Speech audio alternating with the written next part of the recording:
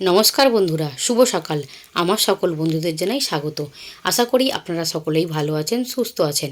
আমিও ভালো আছি, আমার পরিবারের সকলেই ভালো আছে, সুস্থ আছে।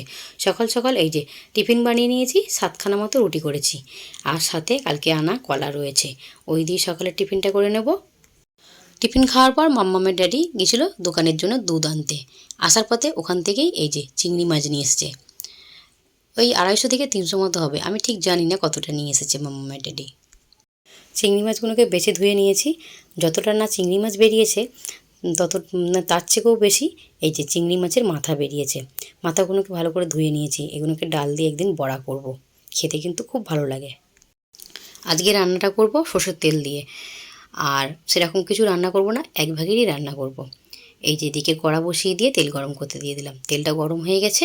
এবার এর মধ্যে চিংড়ি মাছগুলোকে ভেজে নেব। চিংড়ি মাছগুলোকে বেশি ভাজবো না আজকে, ওই 1 মিনিট মতো নেড়ে চেড়ে ভেজে নেব। এপিট এপিট করে নেড়ে চেড়ে লাল করে একটু ভেজে নেব।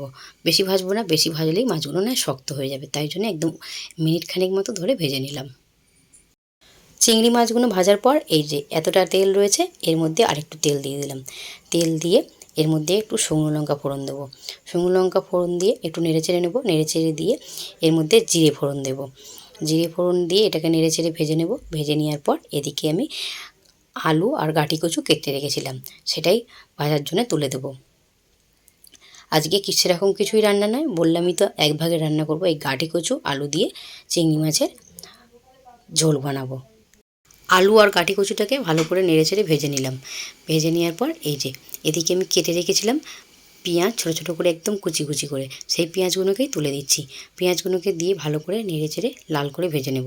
আজকে আর এই গাঁটি কচু আলুর মধ্যে টমেটো দেবো না, টমেটো ছাড়াই আজকে ঝোলটা বানাবো। পেঁয়াজটাকে ভালো করে নেড়েচেড়ে ভেজে নিয়েছি। ভেজে নেওয়ার পর এই যে এদিকে আদা রসুন পেস্ট তুলে দিচ্ছি, ওই দু থেকে আড়াই চামচ মতো দিয়ে দিলাম। দিয়ে ভালো করে আদা রসুনটাকে নেড়েচেড়ে ভেজে নেব। আদা রসুনটা দিয়ে ভালো করে নেড়েচেড়ে এই যে ভেজে নিলাম।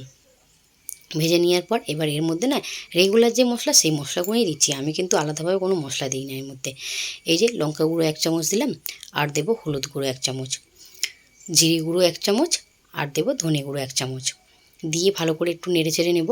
নেড়েচেড়ে নেওয়ার পর এর মধ্যে স্বাদ মতো লবণটা দিয়ে দেবো। ওই 2 চামচ, যেহেতু ঝোল করব 2 চামচ মতো একটু লবণ দেবো, একটু ভরে ভরে। দিয়ে ভালো করে একটু নেড়েচেড়ে নিলাম। নেড়েচেড়ে নিয়ে এর মধ্যে একটু জলও দিয়ে দেবো, যাতে মশলাটা পুড়িয়ে না যায়।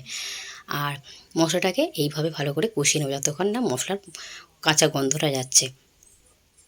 জলটা দেওয়ার পর আমি যে মশলাটাকে ভালো করে কষিয়ে নিচ্ছি, একদম শুকনো শুকনো করে কষিয়ে নেবো। যতক্ষণ না এ থেকে তেল ছাড়বে ততক্ষণ পর্যন্ত এটা কষাবো। এই যে একদম শুকনো শুকনো করে কষিয়ে নিয়েছি। এবার এর মধ্যে পরিমাণ মতো জল দিয়ে দেবো, যেহেতু জলটা একটু বেশিই দেবো, যেহেতু ঝোল বানাবো।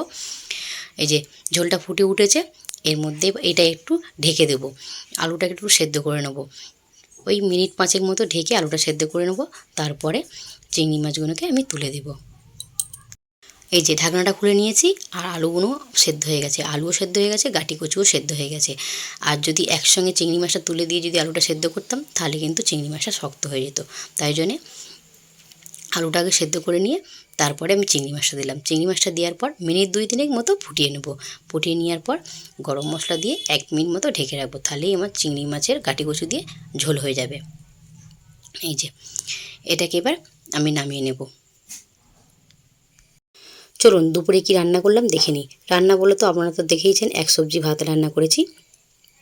যা গরম পড়েছে, গরমে না এমন রান্না করতে ইচ্ছা করছে না, রান্না করলেও খেতে ইচ্ছা করছে না, খাবার পড়ে থাকছে, তাই জন্যে 1 সবজি ভাতই করলাম। ভাত আর তার সাথে গাঁটি কচু আলু দিয়ে চিংড়ির ঝোল। যেরকম দেখতে হয়েছে সেরকম কিন্তু খেতেও দুর্দান্ত হয়েছে বন্ধুরা। আজকের মতো ব্লগটা এখানেই শেষ করছি। Tata, bye bye.